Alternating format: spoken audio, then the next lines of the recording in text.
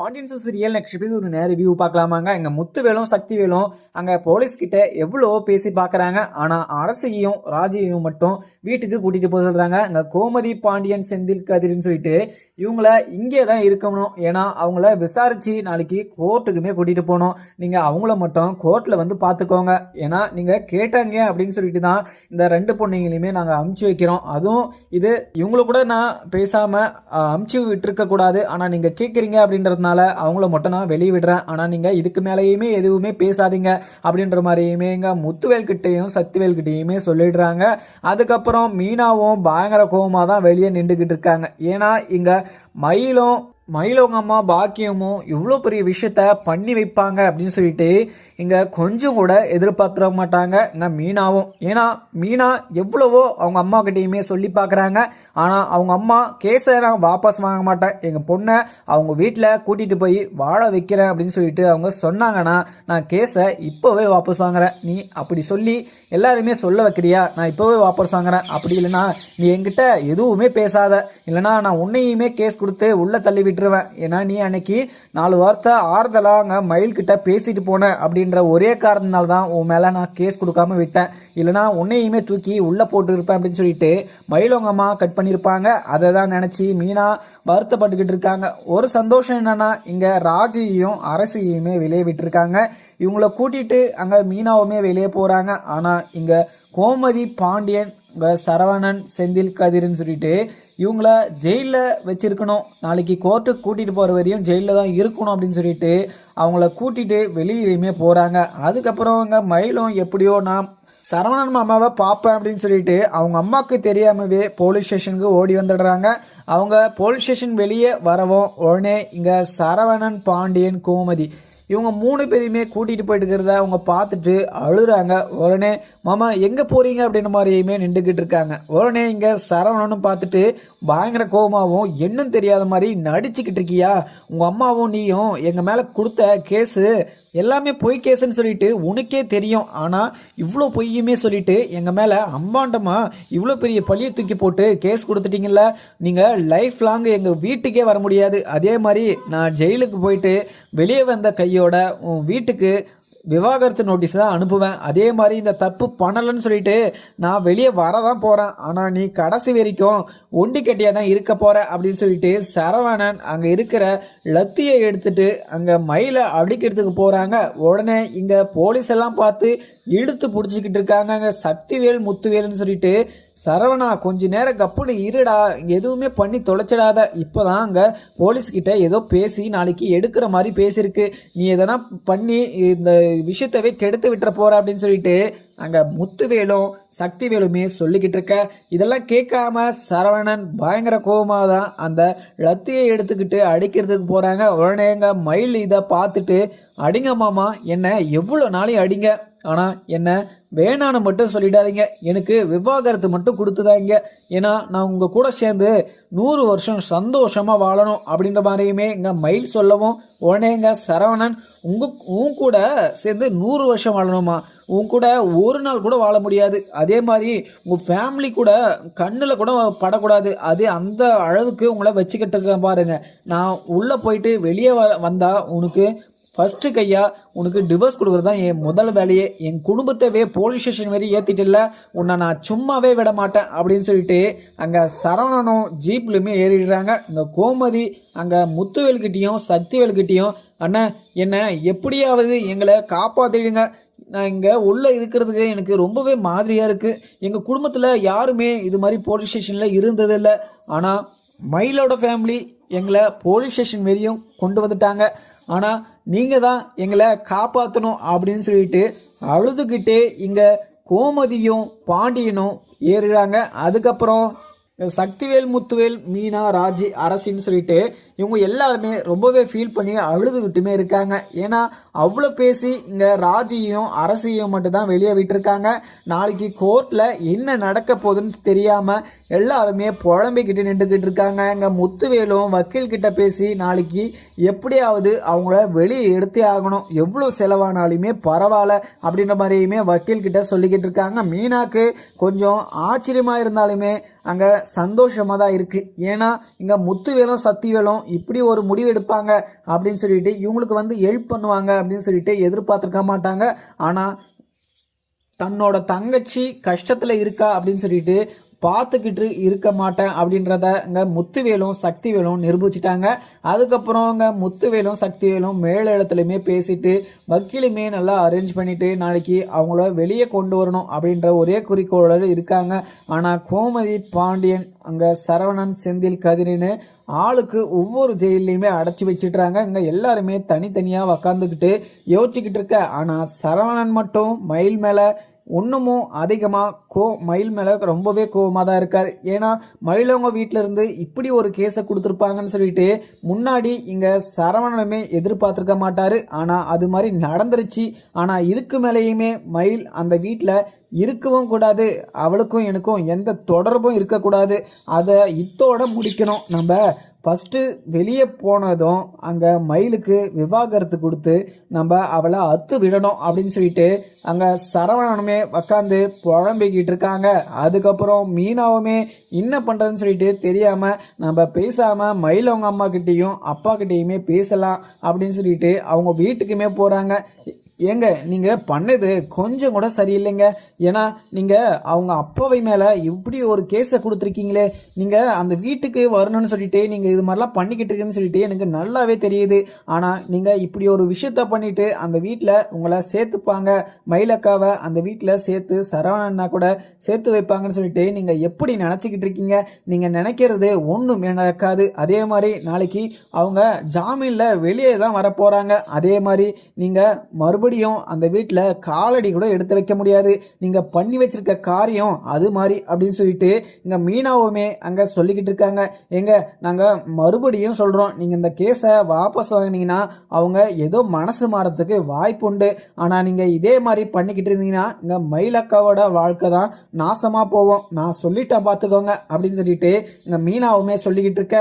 உடனே பாக்கியமோ, மீனா நீ அவங்கள பற்றி பேசுறதுனா இங்கே நிற்கவே நிற்காத, எனக்கு என்ன பண்ணணும் என்ன பண்ணக்கூடாதுன்னு சொல்லிட்டு எனக்கு எல்லாமே நல்லாவே தெரியும். ஏன்னா அவங்க எனக்கு விவாகரத்து நோட்டீஸு என் பொண்ணுக்கு அமுச்சு விட்டதுலேருந்து அந்த நோட்டீஸை பார்த்ததுலேருந்தே மயில் அழுதுகிட்டே இருக்கா. சாப்பிடலை, தூங்கலை, தண்ணி குடிக்கல. அவளை பார்த்துக்கிட்டு என்ன சந்தோஷமா இருக்க சொல்றியா இல்லை பொறுமையாக இருக்க சொல்றியா? என் பொண்ணோட கஷ்டத்தை பார்த்துக்கிட்டு என்னால் சும்மாலாம் இருக்க முடியாது. அவங்களே என் பொண்ணுக்கு டைவர்ஸ் நோட்டீஸ் கொடுக்குற போது நான் அவங்கள சும்மாவை விடணும்? என் பொண்ணு இத்தனை வருஷமாக அந்த வீட்டில் குப்பை கொட்டிருக்கு, அந்த வீட்டில் சமையல் வேலையை பார்த்துருக்கு, அந்த வீட்டில் 10 பாத்திரம் தேய்ச்சிருக்கு, எல்லா கஷ்டமும் என் பொண்ணு அனுபவிச்சிருக்கு. அதே மாதிரி நீங்கள் ஒரு பொய் சொல்லிக்கிட்டு இருக்கீங்களே, நாங்கள் சொன்னது பொய் தான், ஆனால் அவள் பிரெக்னெண்ட்டாக இருந்தது எல்லாமே உண்மைதான், ஆனால் அதையுமே அவள் பொய் சொல்லியிருக்கா அப்படின்னு சொல்லிட்டு சொன்னீங்க பார்த்தீங்களா? அதுதான் எனக்கு ரொம்பவே கஷ்டமாக இருந்துச்சு. ஆனால் நீ இதுக்கு மேலே ஒரு நிமிஷம் கூட இங்கே நின்று பேசிக்கிட்டு இருக்காத, என்னால் கேஸ் எல்லாம் வாபஸ் வாங்க முடியாது. அதே மாதிரி மயில் அந்த வீட்டுக்குள்ளே எப்போ போகிறாளோ அப்போ வரையும் நான் போராடிக்கிட்டே தான் இருப்பேன், அவங்க மேலே கேஸ் கொடுத்துக்கிட்டே தான் இருப்பேன். இங்கே அவங்க கேஸை இப்போ அவங்க வெளியே வந்துட்டாலுமே நான் மேல் இடத்துல போயிட்டு ஹைகோர்ட்லையுமே நான் கேஸ் போடுவேன். அவங்க ஜெயிலும் இங்கே கோர்ட்டு வாசலுமா திரிஞ்சிக்கிட்டே இருக்கணும், அவங்க திரிஞ்சு அவங்க வாழ்க்கை அப்படியே முடியணும் அப்படின்ற மாதிரியுமே இங்கே பாக்கியம் சொல்லவும் இதெல்லாம் கேட்ட மீனாக்கு கொஞ்சம் கோவமாக தான் இருக்குது. ஏங்க நீங்கள் இப்போ பண்ணதே மிகப்பெரிய தப்புன்னு சொல்லிக்கிட்டு இருக்கேன். நீங்கள் ஹைகோர்ட்டுக்கு போகிறேன், அங்கே போகிறேன், இங்கே போகிறேன்னு சொல்லிக்கிட்டு இருக்கீங்க. இப்போ அவங்கெல்லாம் கஷ்டப்படுக்கிறத பார்த்துட்டு உங்களுக்கு கொஞ்சம் கூட குற்ற உணர்ச்சியா இல்லையா? ஒரு பொய் கேஸ் கொடுத்துருக்கேன்னு சொல்லிட்டு உங்களுக்கு மனசாட்சி உறுத்தலையா அப்படின்ற மாதிரியுமே மீனா எதுவுமே கேட்டுக்கிட்டு இருக்க. அதுக்கப்புறம் பாக்கியம், மீனா நீ இதுக்கு மேலே என்கிட்ட பேசிட்டு இருந்தனா எனக்கு பயங்கர கோவமாக தான் ஆகிடும், ஆனால் மறுபடியும் உன் மேலே கேஸ் கொடுக்குற வேண்டியதாகிடும். நீ ஏதோ என் பொண்ணுக்கு 4 வார்த்தை நல்லதா ஆறுதலாக சொல்லிட்டு போனேன் அப்படின்ற ஒரே காரணத்தினால தான் உன்னை வெளியே விட்டுருக்கேன், இல்லைனா உன்னையுமே நான் அந்த லிஸ்ட்டில் சேர்த்துருப்பேன் அப்படின்னு மாதிரியுமே சொல்லியிருக்காங்க. உடனே இங்கே மீனாவும், ஏங்க என் பேர் ஏங்க சேர்க்காம விட்டீங்க, என்னையுமே சேர்க்க வேண்டியது தானே, என்ன ஏன் விட்டீங்க? அவங்களே உள்ளே இருக்கும் போது நான் வெளியே இருந்து என்ன பண்ண போகிறேன் அப்படின்னு சொல்லிட்டு அங்கே மீனாவுமே சொல்கிறாங்க. ஏன்னா நான் உள்ளே இருந்திருந்தாலுமே ஒன்று தான், இல்லை இப்போ நான் வெளியே இருக்கிறதும் ஒன்று தான், நான் என்ன என்னால் எதுவுமே பண்ண முடியல. ஆனால் நீங்கள் கொடுத்து வச்சிருக்க கேஸு இப்போ இப்படியே ஒரு கேஸ் கொடுப்பாங்க ஒரு பொண்ணு வீட்டில இருந்து. ஆனால் நீங்கள் கொஞ்சம் கூட மனசாட்சி இல்லாமல் நடந்துக்கிற மாதிரி நானெல்லாம் ஒரு நாள் கூட இருந்ததில்லை. அவங்க இதுவரையுமே என்ன ரொம்பவே சந்தோஷமாக தான் பார்த்துக்கிட்டு இருந்தாங்க. ஆனால் உங்கள் மயிலக்காவை கூட அந்த வீட்டில் ராணி மாதிரி வச்சு பார்த்துக்கிட்டு இருந்தாங்க. ஆனால் நீங்கள் ஒரு சொன்ன பொய்யினால அவங்க மனசு எவ்வளோ கஷ்டப்பட்டிருக்கும் அப்படின்னு சொல்லிட்டு நீங்கள் அந்த இடத்துல இருந்து நீங்கள் யோசிச்சு பார்த்துருக்கீங்களா? ஒரு நாளானா நீங்கள் யோசிச்சு பார்த்துருந்தீங்கன்னா இது மாதிரி ஒரு முடிவை எடுத்திருப்பீங்களா? இது ஒரு முட்டாள்தனத்தை எடுத்திருப்பீங்களா அப்படின்ற மாதிரியுமே அங்கே மீனா நல்லாவே திட்டிக்கிட்டு இருக்காங்க. ஆனால் மாணிக்கமும் மீனா நீ ரொம்பவே நல்ல அப்படின்னு சொல்லிட்டு எனக்கு தெரியும். ஆனால் என் பொண்ணு 2 நாளாக சாப்பிடாம தூங்காம தண்ணி குடிக்காம இப்படி இருக்கிறத எங்களால் பார்த்துக்கிட்டு இருக்க முடியல. என்னால் ஒன்றுமும் பண்ண முடியல. எங்களுக்கு இதை விட்டால் வேற வழியுமே தெரியல. நீ எதுவுமே பேசாத மீனா அப்படின்னு சொல்லிட்டு அங்கே மாணிக்கமும் புள்ளப்பூச்சி மாதிரி பேசிக்கிட்டு இருக்காங்க. ஆனால் மாணிக்கம் பார்த்தாதான் அப்படி இருக்காரு. ஆனால் பாண்டியன் கடையிலேருந்து பணத்தை எடுத்துலேருந்து எல்லாமே திருட்டுத்தனம் பண்ணது மாணிக்கமும் பாக்கியம் தான். ஏன்னா இவங்க 2 பேரும் நிறைய திருட்டுத்தனத்தை பண்ணிட்டு இங்கே பாண்டியன் குடும்பத்து மேலே அம்பாண்டமாக இவ்வளோ பெரிய பொய்யை சுமத்தி அவங்கள உள்ளேயுமே தள்ளிட்டாங்க. ஆனால் கடைசி வரைக்கும் இங்கே மயில் அந்த வீட்டில் போக முடியாதுன்னு மட்டும் இப்போ உறுதியாக தெரியுது. ஏன்னா மயிலவங்க அம்மா கிட்ட எவ்வளவோ சொல்லி பார்த்தாங்க இங்கே மீனாவும். ஆனால் மயிலவங்க அம்மா பாக்கியம் இதெல்லாம் எதுவுமே கேட்காம அவங்க எடுத்தது தான் முடிவு, அவங்க சொன்னது தான் சட்டம் அப்படின்ற மாதிரி ஓடிக்கிட்டு இருக்காங்க. ஆனால் இங்கே எல்லாருமே வெளியே வந்தாதான் இவங்களுக்கு என்ன நடக்க போகுது அப்படின்ற விஷயமே இங்கே எல்லாருக்குமே புரிய வரப்போகுது. ஏன்னா இவங்க எவ்வளவோ போய் சொல்லி இப்போ கடைசியில் மாட்டிக்கிட்டு அவங்க பொண்ணு தான் கஷ்டப்பட்டுக்கிட்டு இருக்காங்க. இப்போவும் அவங்க அம்மா சொல்கிறத கேட்டுக்கிட்டு மயிலுமே இது மாதிரி ஒரு விஷயத்தெல்லாம் பண்ணி அவங்க மேலே ஒரு பொய் கேஸுமே கொடுத்துருக்காங்க. ஆனால் கடைசி வரைக்கும் இங்கே மயிலும் நல்லா வாழ போகிறதில்ல. அவங்க அம்மாவுமே மயிலை நினச்சி ஃபீல் பண்ணிக்கிட்டு இருக்க தான் போகிறாங்க. ஏன்னா மீனா சொன்னதை ஃபர்ஸ்ட்லேயே அவங்க கேட்டிருந்தாங்கன்னா இது மாதிரி ஒரு நிலைமைக்கு அவங்க நின்றுக்க மாட்டாங்க. ஆனால் இங்கே சரவணனும் ஜெயிலில் உட்காந்துக்கிட்டு இன்னும் தான் அங்கே மயில் மேலே கோபமாக இருக்காரு அப்படின்னு சொல்லிட்டு இங்கே கொஞ்சம் கூட புரியாமல் பாக்கியம் இது மாதிரிலாம் பேசிக்கிட்டு இருக்காங்க. ஆனால் இதெல்லாம் எப்படி எங்கே போய் எப்படி முடியும் அப்படின்ற விஷயம் அவங்களுக்கு தெரியக்கூட மாட்டுது. ஆனால் மயில் இதெல்லாம் யோசிச்சு பண்ணுறாங்களா இல்லை யோசிக்காமல் பண்ணுறாங்களான்னு சொல்லிட்டு எனக்கு கொஞ்சம் கூட புரியல. ஏன்னா மயில் அவங்க அம்மா சொல்றதெல்லாம் கேட்டுக்கிட்டு நான் அந்த வீட்டுக்கு போனா போதும் அப்படின்ற ஒரு விஷயத்தோட ஒரே விஷயத்துல நின்றுக்கிட்டு இருக்காங்க. ஆனா அந்த விஷயத்துல என்ன முடிவெடுக்கிறதுன்னு தெரியாம அவங்க அம்மா சொல்றதெல்லாம் கேட்டுக்கிட்டு அவங்க அம்மா சொன்ன பொய்யவுமே கேட்டுக்கிட்டு பொய் கேஸை கொடுத்துக்கிட்டு இது மாதிரி அழுதுகிட்டு இருக்காங்க. ஆனா உண்மையை சொல்லிட்டு அங்க பேசாம விளைக்கிறதே இங்க ரொம்பவே நல்லது அப்படின்ற மாதிரியுமே மீனா எல்லாருக்குமே சொல்லியிருப்பாங்க. ஆனா மயில்கிட்ட எவ்வளவோ பேச மீனாவுமே ட்ரை பண்ணாங்க. ஆனா அவங்க அம்மா பேசவே விடாம இது மாதிரிலாம் பண்ணிக்கிட்டு இருக்காங்க. ஆனால் கடைசி வரைக்கும் மயிலோட வாழ்க்கை தான் இப்போ நாசமாக போகும் அப்படின்னு சொல்லிட்டு இங்கே மீனாவும் அங்கேருந்து கிளம்பிடுறாங்க. அங்கே முத்துவேலும் சக்திவேலும் இங்கே வீட்டுக்குமே வந்துடுறாங்க. அரசியையும் ராஜியுமே கூட்டிகிட்டு. அதுக்கப்புறம் இங்கே ராஜியையும் அரசியையும் பார்த்து இங்கே வடிவு மாறின்னு சொல்லிட்டு அழுதுகிட்டு ராஜி என்ன ஆச்சு ராஜி அழுதுகிட்டு இருக்க நீ அழுகாத அப்படின்னு சொல்லிட்டு இங்கே ராஜிக்கிட்ட வடிவுமே மாறியும் போய் 2 பேருமே பேசிக்கிட்டு இருக்காங்க. அதுக்கப்புறம் ராஜியும் அங்க மாரியையுமே வடிவையும் பார்த்து அழுதுகிட்டு நின்றுகிட்டு இருக்காங்க. அதுக்கப்புறம் இங்க அப்பத்தாவும் முத்துவேல் கிட்ட போயிட்டு முத்து என்னடா ஆச்சு இப்ப அவங்கள வெளியே கொண்டு வர முடியுமா முடியாதா அப்படின்ற மாதிரியுமே இங்க அப்பத்தா இங்க முத்துவேல் கிட்ட கேட்கவும் உடனே முத்துவேல் அங்க நாளைக்கு கோர்ட்ல பார்த்துக்கோங்க அப்படின்னு சொல்லிட்டு இவங்கள 2 பேரையும் மட்டும் ரிலீஸ் பண்ணிட்டு நாங்கள் வந்துட்டோம். ஆனால் எவ்வளவோ பேசி பார்த்தோம் அவங்கள வெளியே எடுக்க முடியல. இப்போ நம்ம கோர்ட்ல தான் போயிட்டு அவங்கள ஜாமீன் எடுத்துட்டு வரணும் அப்படின்ற மாதிரியுமே முத்துவேல் சொல்லிடுறாங்க. உடனே அப்பத்தாவும் முத்து எப்படியாவது அவங்கள வெளியே கொண்டு வந்துடுறா அவங்க எந்த தப்புமே பண்ணலை. ஆனால் மயில் வீட்டிலிருந்து அந்த பாக்கியமும் மாணிக்கமும் இவ்வளோ பெரிய விஷயத்த பண்ணிருப்பாங்க அப்படின்னு சொல்லிட்டு இப்போ நினச்சி கூட பார்க்க முடியல.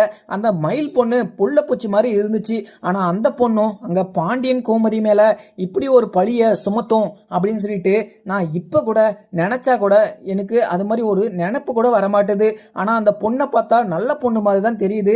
ஆனா அந்த பொண்ணு ஏன் இது மாதிரிலாம் பண்ணிக்கிட்டு இருக்கு அப்படின்னு சொல்லிட்டு எனக்கு கொஞ்சம் கூட புரியல முத்துவேல் அப்படின்னு சொல்லிட்டு முத்துவேல் கிட்ட இங்க அப்பத்தா சொல்லவும் முத்துவும் அங்க நின்றுக்கிட்டு அந்த ஃபேமிலியே ஃப்ராடு ஃபேமிலி, நாங்க போலீஸ் கிட்ட எவ்வளவோ எடுத்து சொன்னோம். ஆனா போலீஸ் இதெல்லாம் கேட்காம விசாரிச்சுட்டு எது எங்களுக்கு கரெக்டுன்னு படுதோ அப்பதான் நாங்க இந்த கேஸவே முடிப்போம். ஏன்னா நாங்க ஏனோ தானோன்னு சொல்லிட்டு இந்த கேஸை க்ளோஸ் பண்ணோம்னா எங்களுக்கு தான் மேல் இடத்துல இருந்து ப்ரெஷர் வரும் அப்படின்ற மாதிரியுமே இங்கே போலீஸ் சொல்லிட்டாங்க. இதுக்கு மேலே நான் வக்கீல்கிட்ட பேசியிருக்கேன். வக்கீலுமே நாளைக்கு எல்லாமே நம்மளுக்கு சாதமாக தான் வரும் அப்படின்ற மாதிரியுமே சொல்லியிருக்காங்க. அதுக்கப்புறம் தான் என்ன முடிவு அப்படின்ற மாதிரி நம்மளுக்கு தெரிய வரும் அப்படின்ற மாதிரியுமே இங்கே அப்பத்தா கிட்ட சொல்லிக்கிட்டு இருக்காங்க. உடனே இங்கே அரசியும் ராஜியும் வடிவு மாறி அப்பத்தா இவங்க 3 பேர்கிட்டையுமே பேசிக்கிட்டு இருக்காங்க. அப்பத்தா நானும் அரசியும் கோமதி அத்தை இவங்களாம் என்ன அப்பதான் நாங்கள் பண்ணோம், நாங்கள் எந்த தப்புமே பண்ணல அத்தை, இந்த ஃபேமிலியில் நாங்கள் என்ன தப்பு பண்ணோன்னு சொல்லிட்டு எங்கள் மேலே இவ்வளோ பெரிய பொய் கேஸ் எங்களுக்கு மேலே கொடுத்து உள்ளே தள்ளியிருக்காங்கன்னு சொல்லிட்டு எனக்கு கொஞ்சம் கூட புரியல அப்பத்தா. எனக்கு இப்போ அந்த விஷயத்த நினச்சா கூட எனக்கு ரொம்பவே கஷ்டமாக இருக்குது அப்படின்ற மாதிரியுமே இங்கே ராஜி சொல்லிக்கிட்டு இருக்காங்க. அதுக்கப்புறம் என்ன இருக்குதுன்னு பார்க்கலாமாங்க. வீடியோ பிடிச்சிருந்தா லைக் பண்ணுங்கள். Thank you friends.